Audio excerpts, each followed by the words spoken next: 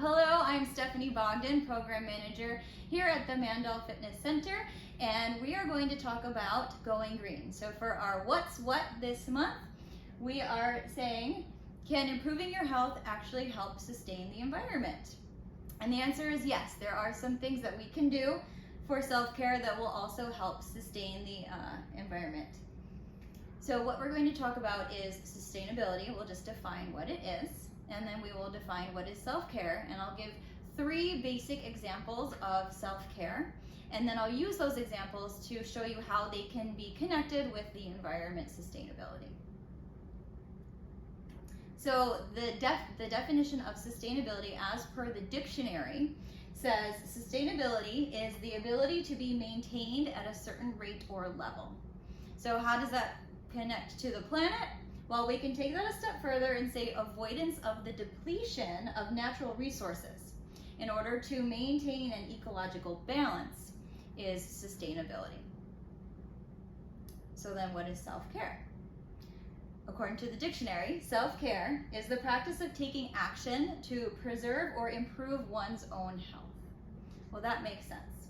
It's the practice of taking an active role in protecting one's own well-being, in particular during periods of stress. So basically, it's just upholding your well-being.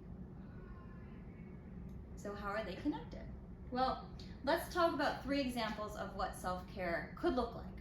One example is eating a healthy diet. You're taking care of yourself, you're eating right. Another one is having regular exercise routine. We all know that regular exercise keeps us healthy. And then a third example would be stress management, right? Because when we're stressed out, we're definitely not doing anything good for ourselves, mentally or physically. So then how are they connected? Well, here's just an interesting example of some ways that things overlap, but we might necessarily realize it, especially on a daily basis. So we have things like green space in the environment, but then we have things like pesticides and chemicals and smoke.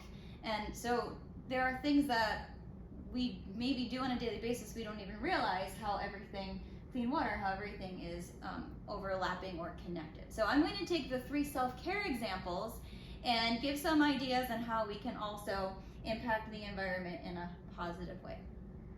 So the biggest one is, the diet. So we know that greenhouse gas emissions are definitely a topic, and some scientists say that food production, including the growing of crops, raising livestock, fishing, transporting all of those food items across the globe, is responsible for about 20 to 30% of total global greenhouse gas emissions. So that's pretty significant.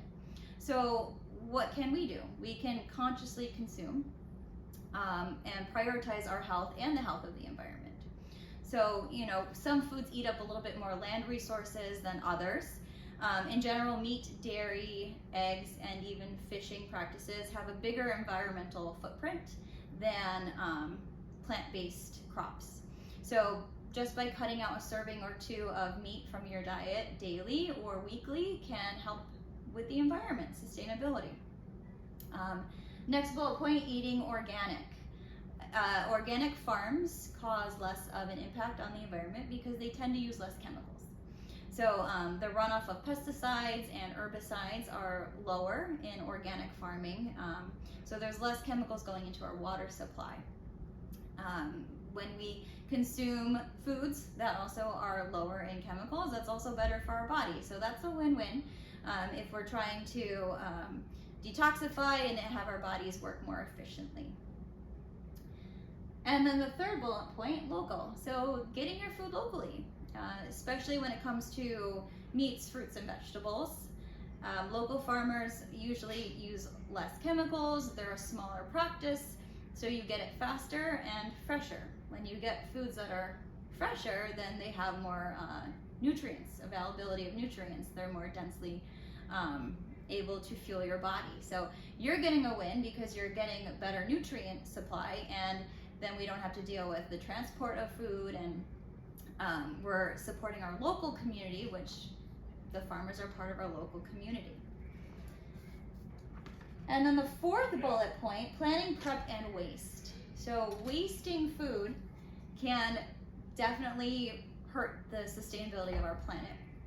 And a way to work around that is by planning our meals in advance. So when you're going to go to the grocery store, you're deciding on what you're going to eat for the week, it's best to plan accordingly. And that way you can use everything up and you won't have to throw out something rotten at the end.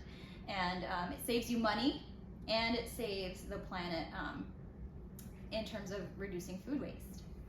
When you're eating out at restaurants, usually portion sizes have been very large lately. So making the conscious choice to order an appetizer so it's a smaller portion, then you don't have to waste any of the food sending it back to the kitchen.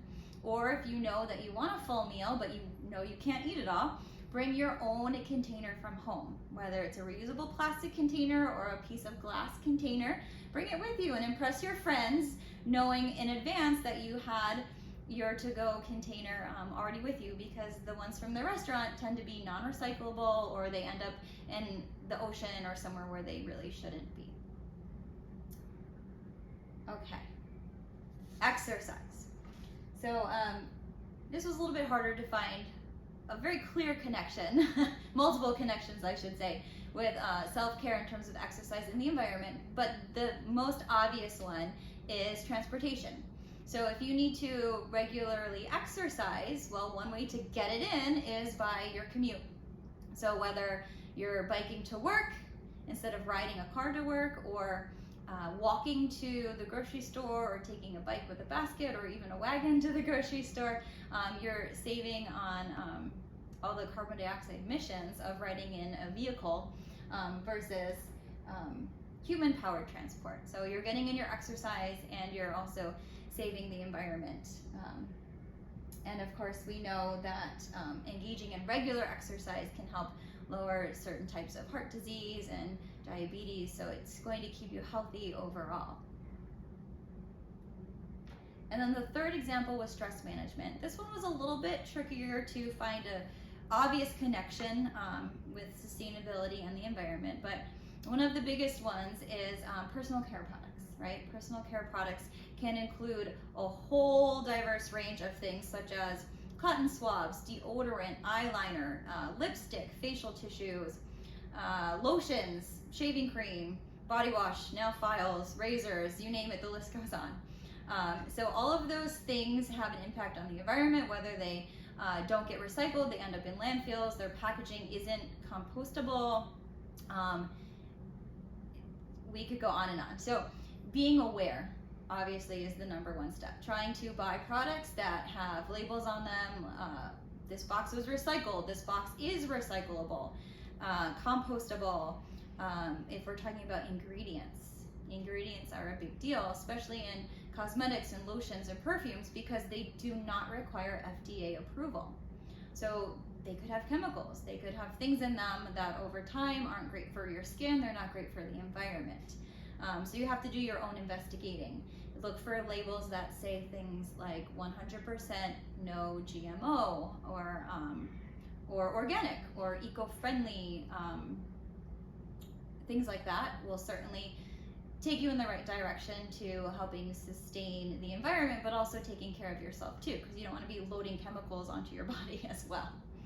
And then another stress management tool, which I didn't put up here as a bullet point, but being out in nature is a great way to reduce your stress. And when you tend to be out in nature, you tend to have a little bit more respect for it. So picking up garbage that you see on the floor, or just making sure you don't litter in your local park or neighborhood. Doing things to beautify your green spaces is another way to help sustain the environment, but you're also taking care of yourself as well and in your community. So even though they're small things, they go a long way over time. So that concludes all of my examples. I have a slide here with the resources, just so you can see where I got most of my information. And tune in for our next month's What? And we can be found at 561-227-6363. If you have any questions, you can reach us by calling 561-227-6363.